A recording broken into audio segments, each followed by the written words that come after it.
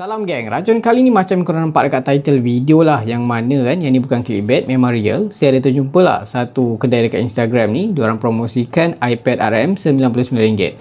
So korang bayangkan lah, barangan Apple yang dikenali sebagai barangan mahal, premium, mewah, korang boleh dapat dengan RM99. So mana taknya, saya pun macam terfikir jugalah, ni betul ke, legit ke kan, boleh pakai, tidak function ke iPad apa. So tak fikir panjang, saya terus beli dan inilah dia geng. iPad, actually ini adalah iPad first generation yang dilancarkan, dikeluarkan pada tahun 2010. Lebih kurang 13 tahun dah usia dia. That's why lah korang boleh dapat dengan harga serendah RM99. So dalam video ni kita akan cuba tengok adakah iPad yang keluaran pertama ni masih boleh digunakan pakai pada tahun 2023 ni. Apa yang best, apa yang kurang, jom kita mulakan racun sekarang.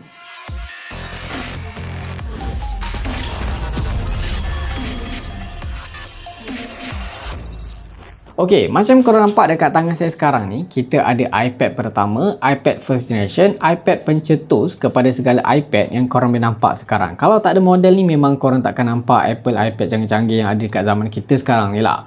Thanks to iPad first generation. Before tu kita letak dulu sebab iPad ni memang sangat-sangat berat untuk kita pegang lama-lama lah. Korang nampak sendiri lah kan, rekaan dia memang agak premium tapi berat untuk dipegang. Okey, Apple iPad first generation ni diorang announcekan pada tahun 2010 bulan 1, dan untuk boleh beli secara rasmi tu pada bulan 4, harga $400 ke $500 macam tu. Dia ada yang cellular version, ada yang Wi-Fi version macam tu. Yang mana untuk iPad first gen ni kan, korang tahulah usia pun 13 tahun macam tu. Dia hanya support 3G network lah. Untuk zaman kita sekarang ni memang dah tak function lah 3G, tapi masa zaman tu memang okey lah kan. Dan pada tahun 2010 tu, iPad first gen ni adalah inovasi terbaik daripada Steve Jobs dan juga yang terakhir. Untuk iPad first generation ni juga kan, di shape dengan iPhone OS 3.2. Ini adalah software yang Apple panggil sebelum diorang kemaskini kepada iOS 4 dan diorang naik kepada iOS 5, iOS 5.1.1 yang terakhir tau. Yang bagusnya masih terasa laju compare to iPad tu yang akhirnya kan, performance dia tu memang terasa sangat-sangat slow untuk version iOS terakhir. Kalau bercakap dari segi rekaan kan, Apple ni biasanya akan guna design yang sama lah untuk beberapa generation iPad. Tapi iPad 1 ataupun iPad first gen ni boleh kata agak unik lah. Dia tak sama macam iPad version yang ada pada zaman itu. Dia lebih petak macam tu dari model lain, dan body belakang dia jenis curve. Untuk berat dia actually memang agak berat juga. Untuk model biasa 630 gram berat dia. Untuk cellular version ni lebih kurang 730 gram.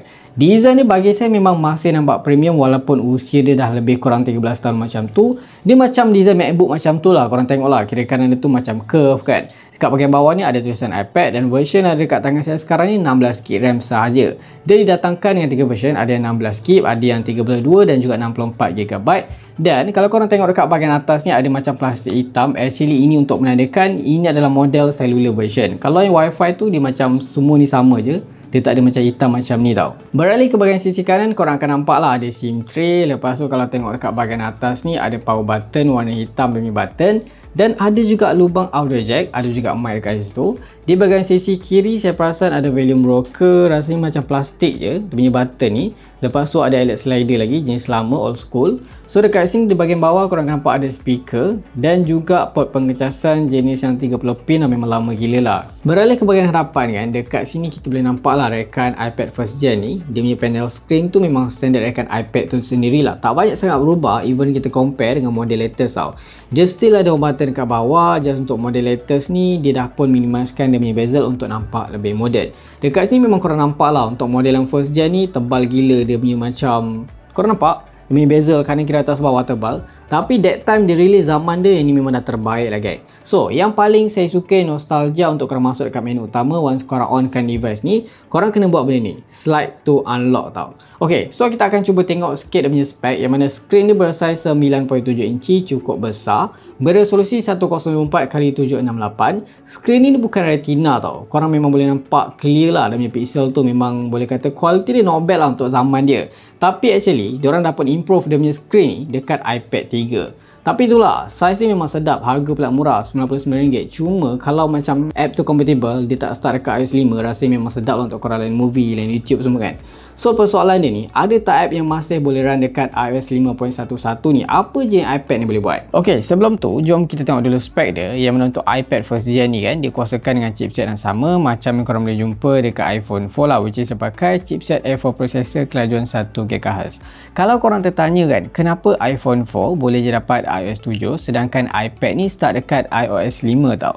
Simple reason lah kan, mungkin disebabkan iPad ni hanya ada 256MB je tau RAM dia. Agak kecil lah, tapi agak besar pada zaman dia tau.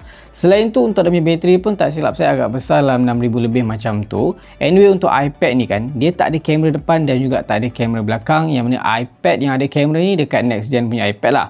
Ok, sekarang ni kita akan cuba tengok aplikasi apa je yang boleh pakai dekat iPad ni, apa je yang korang boleh buat dekat iPad ni. First kali untuk iMessage ni saya dah pun try, memang tak ada masalah, boleh guna, memang function. Calendar pun ok, tak ada isu. Dan kalau korang masuk dekat map pun function juga, boleh je pakai. Lokasi dia tu boleh kata masih accurate. Next dekat sini kalau korang perasan kan, korang akan nampak ada YouTube terbina tau. Yang mana sebelum iOS 6 memang dah ada YouTube dekat dalam ni. Tapi sayangnya untuk iPad sekarang ni yang pakai iOS 5 ni, korang dah tak boleh nak guna tau, nampak tak? Connect to YouTube. Tapi saya ada jumpa cara dia, lepas ni saya tunjuk dekat korang lah kan. Ok, next apa lagi kita nak buat, kita cuba masuk dekat bahagian setting.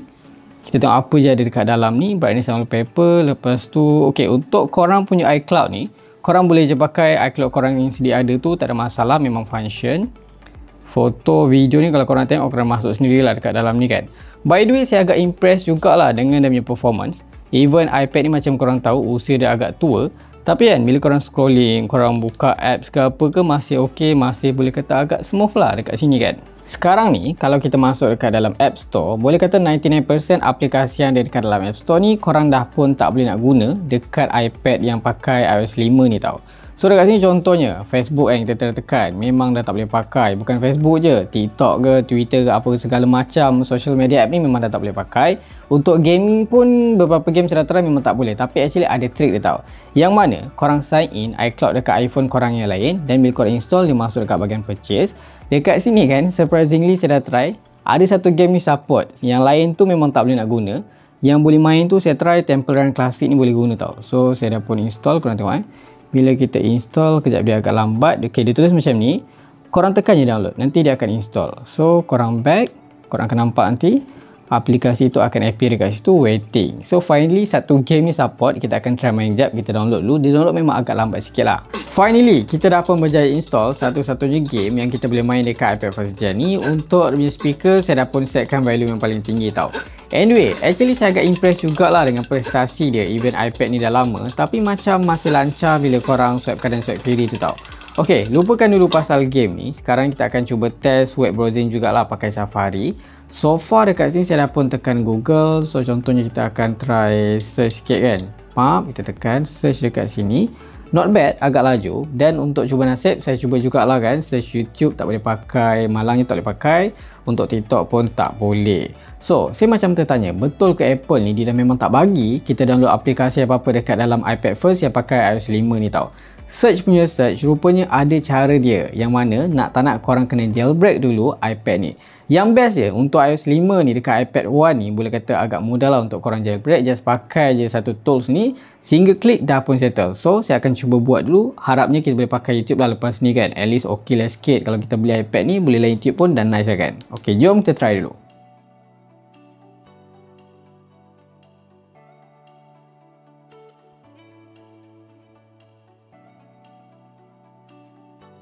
Nampaknya usaha kita jailbreak iPad ni memang tak sia-sia lah, memang terbaik. Untuk jailbreak pun rasanya tak susah sangat. Korang check dekat YouTube, banyak je orang share.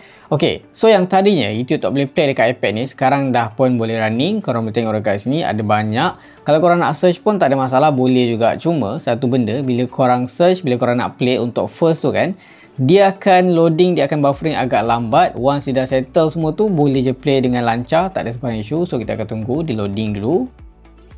Dia ambil masa dalam beberapa second lah untuk loading. Once dah settle loading tu, macam korang nampak dia play tu memang nice, memang smooth je. Untuk sound, speaker dia bagi saya macam volume dia agak kuat tau. So saya akan setkan yang paling tinggi, korang boleh dengar sendiri. RM150 saja.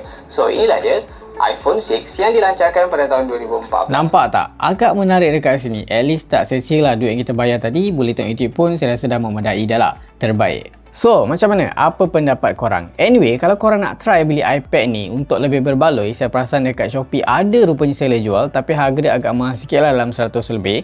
Yang bagusnya seller dekat Shopee ni, bila saya tengok komen-komen tu kan, diorang dah letak banyak gila game untuk korang bagi anak korang main. Dan kalau korang nak dapatkan YouTube tu, saya perasan ada charger sikit lah extra, tapi dia akan siap install semua. Korang tak perlu nak cari sendiri, tak perlu nak jailbreak semua, terbaik juga. Kalau korang nak try, saya akan letak link dekat bahagian description di bawah lah. So macam mana? Cuba korang komen pendapat korang, adakah berbaloi untuk korang guna iPad first gen pada tahun 2023 ni. Kalau korang suka video ni, jangan lupa tinggalkan like, share, komen dan juga subscribe. Itu sahaja racun kali ni. Jumpa lagi di racun seterusnya. Assalamualaikum.